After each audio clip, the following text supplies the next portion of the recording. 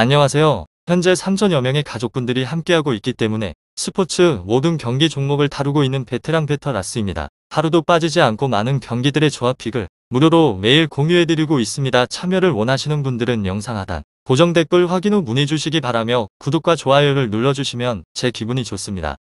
저는 스포츠 토토 및 동행 복권 파워볼 정보방을 운영하고 있습니다. 모든 정보는 무료로 공유해드리고 있으니 부담 갖지 마시고 문의 주시기 바랍니다. 그럼 프리뷰 시작해보도록 하겠습니다. 나치오 포르투 축구와 관련하여서 1차전에서는 포르투가 홈에서 한 골차 승리를 따냈습니다. 나치오는 포르투 원정에서 임모빌레의 공백을 극복하지 못하고 패배를 하였고 자카그니가 골을 기록을 하긴 하였지만 홈에서 경기를 하는 내내 몰아친 포르투의 기세를 막지 못했습니다. 그렇지만 지난번의 주말 리그 경기에서 징계로 빠진 알베르토와 레이바 등 주전 3선 미드필더들이 정상적으로 나설 수 있고 밀린 코비치 사비치는 다소 라인을 올려서 공격적으로 임할 것 같기도 합니다. 다음으로 포르투는 원정에서 무리해서 경기에 임할 이유가 없는 곳입니다. 홈에서 승리를 따냈는데 비기기만 해도 유로파 다음 라운드 진출이 가능합니다. 때문에 최전방에서 나서게 될 마르티네즈 정도를 제외를 한 선수들이 하프라인을 넘지 않고 지키기에 나설 것 같으며 중원의 유리베와 오타비오는 페페와 망굴루 등 최종 수비수들의 바로 앞에서 수비적인 경기 운영을 할 것으로 보여집니다. 나치오, 포르투 이 두 곳에 있어서 라치오의 승리를 보고 있는데 원정에서 패배를 하긴 하였지만 경기 내용 자체가 나쁘지 않았습니다. 또한 유럽 대항전에서도 홈에서는 무패를 이어가게 되는 등 강한 곳으로 타달리와 레이바의 수비적인 지원을 받게 될 밀린코비치 사비치가 최전방으로 전진 패스를 넣어줄 것 같으며 페드로와 안드레손이 해결을 할 수 있기도 합니다. 필리피니와 사비치 등 장신으로 제공권이 좋은 선수들의 헤더골도 기대를 할 만한 라치오가 승리를 할 것 같기도 합니다.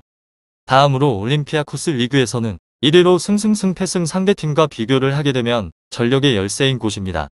1차전에서의 나름 수비세어의 안정감에 있어서는 괜찮긴 하였지만 코너킥에서 짐시티를 2번이나 놓치게 되면서 패배를 면치는 못한 곳으로 파파도플로스가 공중골 경합에서 열세를 보이면서 폼이 좋지는 못하였지만 중원에서의 카마라 은빌라가 왕성한 활동량을 기반으로 하여서 실점을 최소화를 하는 데에 있어서 일조를 하였습니다.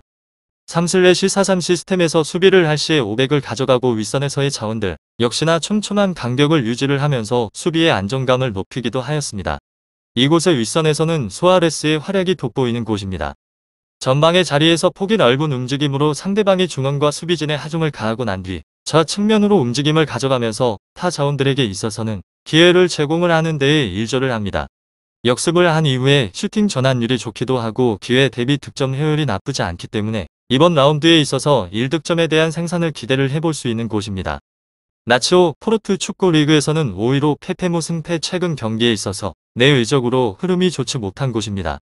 직전의 리그에서 일정은 피오렌티나에게 패배를 하면서 팀에 대한 에너지 레벨이 떨어져 버린 상황에 있어서 무리엘마저 쓰러진 곳입니다.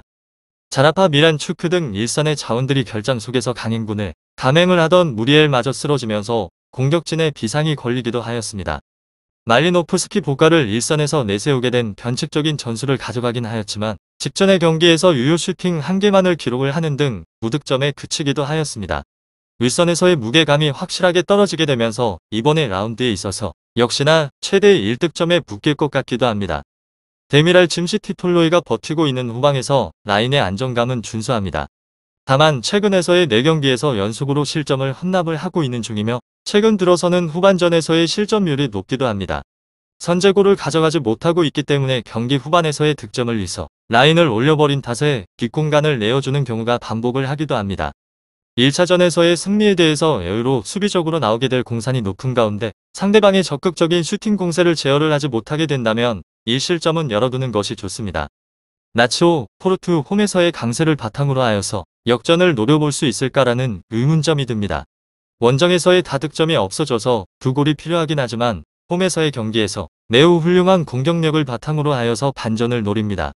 걱정스러운 것은 라치오가 유로파리그에서 홈에 대한 득점이 3경기에서 2골에 그치고 있다는 것입니다. 리그에서 보여주게 되는 엄청난 수치의 득점과는 다른 모습을 보여주기도 합니다. 다만 홈에서 1승 2무로 지지는 않고 있는 중인데 라치오가 필요한 것은 무승부가 아니라 승리라는 점에 있어서 부담스러운 기록이기는 합니다. 직전의 경기에 있어서 복귀를 해보게 되면 임모빌레가 나오지 않아서 그런지 유효 슈팅을 2개밖에 만들지 못하면서 무너지고 말았습니다. 그리고 포르투는 리그의 경기에서 거의 여유를 찾은 상태입니다. 모레이센세 원정의 경기에서 1대0 신승이긴 하지만 추격을 허용을 하지는 않았습니다. 리그 원정에서의 무패를 기록을 하고 있긴 하지만 유럽 대회에 나가게 되면 작아지는 모습을 보여집니다. 우물 안 여포라는 불명예를 씻을 수 있을지가 의문인 곳으로 챔스에서 떨어져 유로파로 온 팀입니다. 챔스에서 떨어진 이유로 인해서 원정에서의 경기에서 단 한 번도 승리를 하지 못했기 때문이기도 합니다. 물론 조가 리버풀, 밀란, 마드리드로 힘겨운 조이기는 하긴 하였지만 3경기에서 1득점이라는 빈곤한 득점력은 포르투답지 않은 성적이기도 합니다. 나치오, 포르투 축구 잘 알아보시고 난 뒤에 좋은 결과 얻어보시길 바랍니다. 스포츠의 정답은 없습니다. 하지만 분석을 한다면 적중할 확률이 1%라도 더해지는 건 사실입니다. 이제 전문가와 함께 하시기 바랍니다. 스포츠 정보는 오직 라스TV. 많은 분들이 저를 찾아주시는 이유는 두 눈으로 보시고 직접 확인하시기 바랍니다. 그럼 영상 여기서 마치도록 하겠습니다.